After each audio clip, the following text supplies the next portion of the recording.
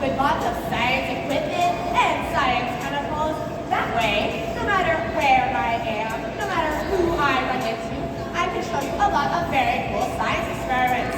So as you see behind me, I have a bunch of very cool science equipment. The only rule is we're not going to come up and touch anything on the science table. That's just to keep all of you safe and to keep all of my science stuff safe. But I will be looking for some volunteers. So if you do want to get hands on the science, hands up right now. I will be asking for science volunteers, and when I do, you can raise your hand up really, really high to let me know that you are interested. So hands down for right now. Amazing. So I thought if I was going to do a whole science show, it had to be on something that is really, really cool, something that's all around us, something that we use all the time, everywhere we go, but maybe we don't think about it that often. So I was sitting, and I was thinking, and I took a really big breath, and I went, whoa, and that's when it came to me. What if I did a whole science show all about air? I mean, we know that we need air to live, we need air to breathe, it's all around us, we're using it all the time, but how often do you really think about the air that you breathe, right? Probably not as often as maybe you should. So we're going to learn all about air today. Actually, I learned about air when I was really, really young because my very favorite toy was something called an air suga.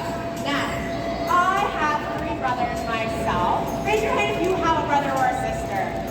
Raise your hand if you like to annoy your brother or sister sometimes. Oh yeah, so sometimes that's what siblings are supposed to do, right? So I would always sneak up behind my brother with my air suga, and I would go, and I would let it go, and I would blast him with a whole wave of air. And you see, he would get annoyed, as brothers tend to do, and he would go to my mom, and he would say, make her stop, she's touching me, make her stop touching me. And I would go, wait a second, I'm not touching you. I'm not touching you. I'm not touching you. I'm not touching you. And I would annoy him. See, I was never touching him. I was using science to pump a big wave of air at him. Now, my air suga, it actually works a lot like our bodies. You see, in our body, we have something called a diaphragm. Now, it's sort of like this plastic sheet on my air suga. It's a thin membrane. It sits right underneath our lungs. And when you take a big breath, your muscles pull on that diaphragm to suck all that air in, so you get a nice big lump of air, and then it sends a pressure wave flying so that you can yell, mad science, and have that sound travel through the air. So can everyone take one hand, put it on your tummy. I want you to take a really big breath. I want you to use your diaphragm, suck in all that air, and on the count of 3, you're going to let it out and say mad science. 3, 2, 1. Mad science! Oh, look at that. So you just use air to make sound travel through the air. Now, I like to use my pressure knife to annoy my brother, but I can also use it to knock over things all around us to create general science mayhem destruction. Now, I have something to show you. A balloon. How many of us have ever been to a birthday party before? Okay, so, if you've ever been to a birthday party before, you might have blown up a balloon. So I want to show you how much air I have in one big breath. Ready?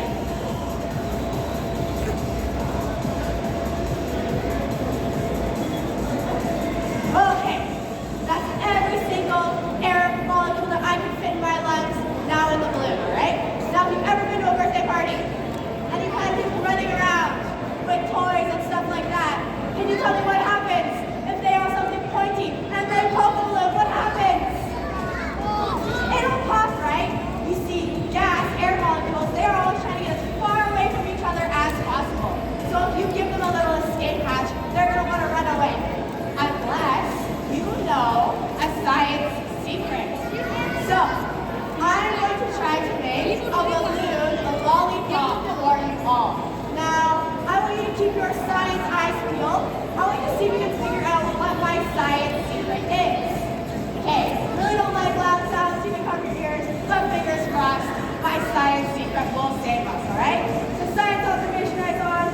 Alright, fingers crossed, let's see if I can do this. Oh, look at that, a nice science lollipop, but let's see if I can do even better. Let's see if I can make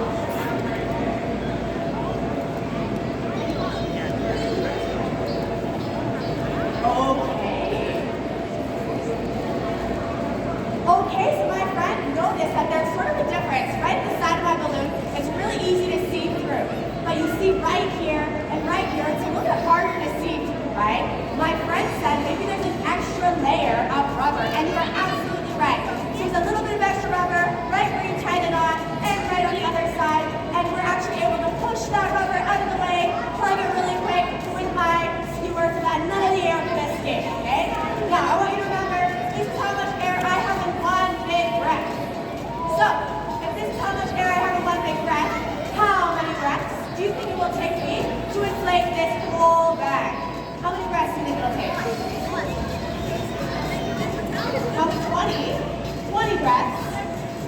30 breaths. 100 breaths. 7, good guess. Not lucky number. 15. 10. What do you think? 1. Wow, you have a lot of faith in me. 3.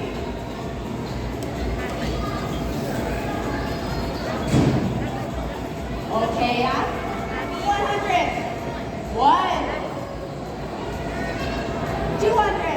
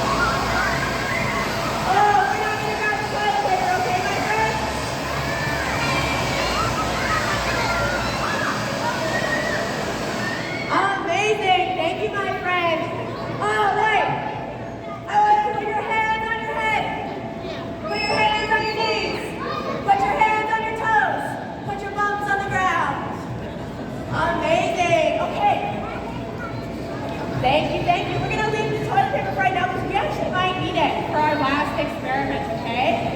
Now, has anyone ever heard of a hovercraft before? You guys have heard of a hovercraft before? So I actually brought my mad science hovercraft with me. Now, I would like to be able to take someone on a special mad science hovercraft ride, but I need everyone else sitting down on the ground and take 2 big long switches back.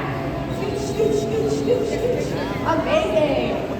So, this is my mad science hoverboard, and it uses air to actually create a little bit of a cushion underneath so that you can glide over the ground. Super easy peasy.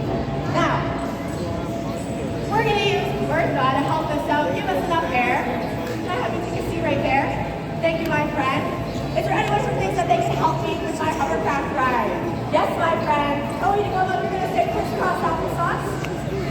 Oh, we're going to let my friend sit crisscross applesauce right here. Amazing. We're going to put Bertha here. Oh, we put 2 hands on Bertha. Grab on tight. Take 1 foot and scoot forward. Are you ready? All righty. Look at that. We're gliding like you're on a hockey rink.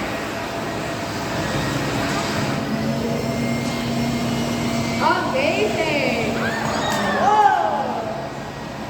All right, let's give a round of applause. Amazing, my friend. All righty. So, I have 1 more experiment for you. Are you ready? All right, raise your hand if you've ever seen Jurassic Park before. Amazing. So, there's actually a scene in Jurassic Park where one of the